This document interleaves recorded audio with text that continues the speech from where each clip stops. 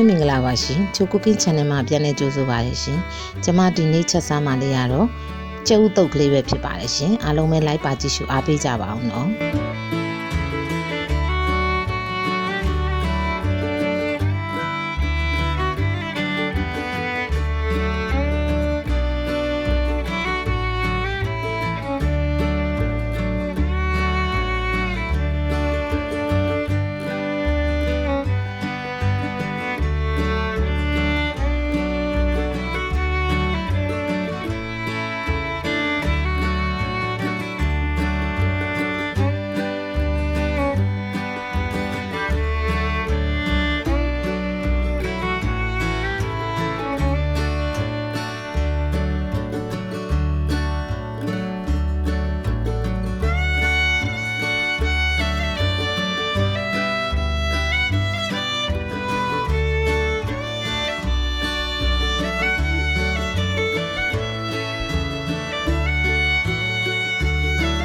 အရင်ဦးဆုံးကျုပ်တုပ်ဖို့အတွက်စက်သွန်နီပပလှီးပါမယ်ရှင်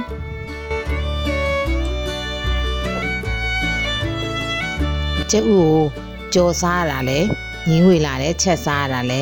ညင်းဝေလာတယ်ဆိုရင်တော့ကျုပ်လေးကိုအခုလိုပဲပေါ့နော်စက်သွန်နီလေးရယ်တံမြာသီးရယ်နဲ့ချင်းဆက်ကလေးပေါ့ငရုတ်သီးစိမ်းလေးရယ်အဲ့လိုလေးလဲတုပ်စားလို့ရပါတယ်နော်ထမင်းစားမိန်ပါတယ်ရှင်စက်သွန်နီလေးတွေကိုပပလှီးပါမယ်ရှင်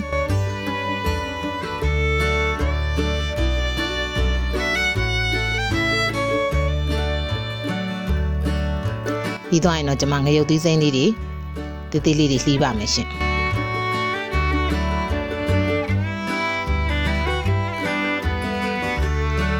ငရုတ်သီးမှုတ်ကောငရုတ်သီးစိမ်းလေးရဲ့ဆိုတော့ဟိုဆက်ကလေးပေါ့နော်ပို့ပြီးတော့ထမင်းစားလို့ကောင်းပါလေရှင်အဆက်ကလေးလည်းပါတဲ့ခါကြတော့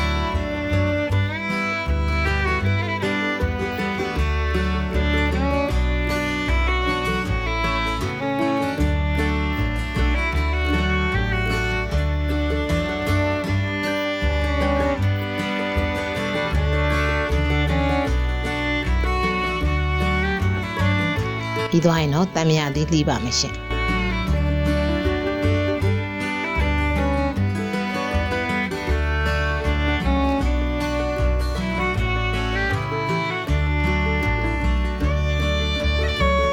ထမင်းစားတဲ့အခါမှာချင်းကန်ဆက်ကလေးနဲ့စားလို့ရှင်ထမင်းပိုမိန်ပါတယ်နော်အတုပ်ကလေးနဲ့ဆိုတော့ပိုပြီးတော့ထမင်းစားရတာစားလို့ပိုကောင်းပါလေရှင်ဒီအတုပ်ကလေးက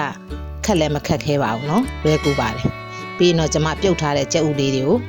သေးသေးလေးတွေစိတ်ပါမယ်ရှင်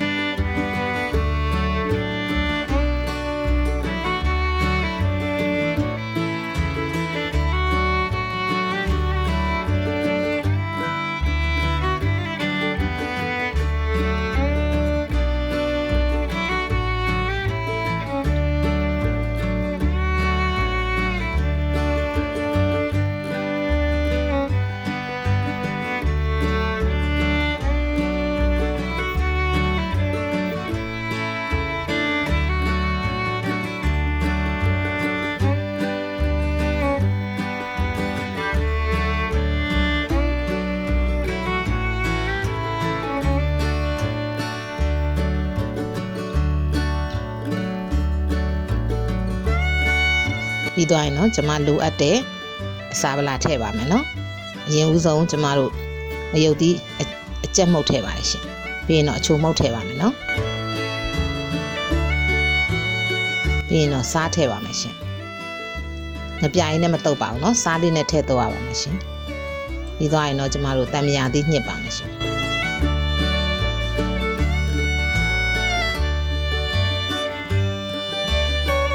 အချိုမုံမစားတဲ့လူကလည်းအချိုမုံမထည့်လည်းရပါတယ်နော်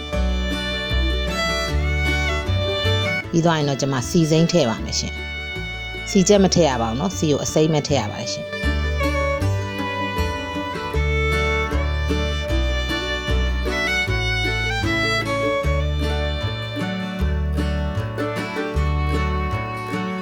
ပြီးသွားရင်တော့ကျွန်မတို့ဇွန်းနှစ်ချောင်းနဲ့ပေါ့နော်နှံ့သွားလို့မှွေပေးရပါမယ်ရှင်လက်နဲ့နယ်လို့ရှိရင်ဒီအနှစ်တွေပါလေးထွက်သွားမှစိုးတဲ့အတွက်ဇွန်းလေးနဲ့ပဲပေါ့နော်ဟိုဘက်ဒီဘက်ဖွက်ဖွားလေးမှွေပေးရပါမယ်ရှင်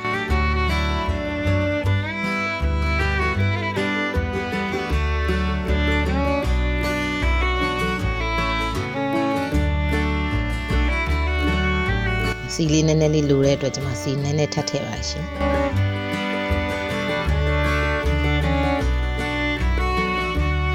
ပြီးတော့အရသာမြည်ကြည့်ပါမယ်နော်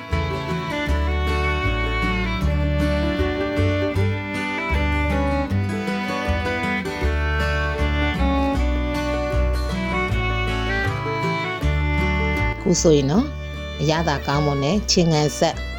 ကြက်ဥတုပ်ကလေးတစ်ခွက်ရပါပြီရှင်ကျမရဲ့ဗီဒီယိုလေးတွေကိုကြိုက်နှစ်သက်တယ်ဆိုရင်တော့ like and subscribe လေးလုပ်ပြီးတော့အားပေးခဲ့ကြပါအောင်နော်